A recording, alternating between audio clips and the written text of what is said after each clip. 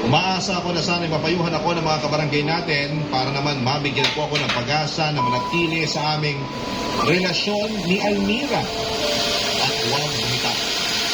Maraming salamat po and God bless sa inyong programa at sa inyong istasyon. Ang inyong forever kapuso at kabarangay. Good morning. Meron tayong toad in a hole. Thank you.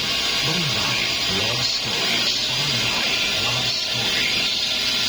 Kaya naman tayo. Gustuhan niyong pakinggan? Ano yan? Mga live stream sa www.network.com/radio.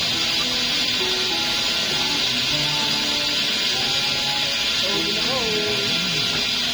97.1. Forever.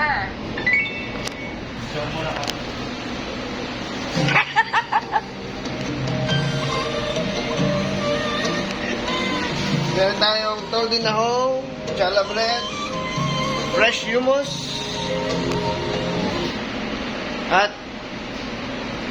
nagawa tayo ng onion gravy.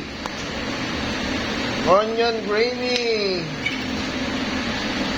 Nagawa tayo ng carbonara. Nagawa tayo ng breaded zucchini.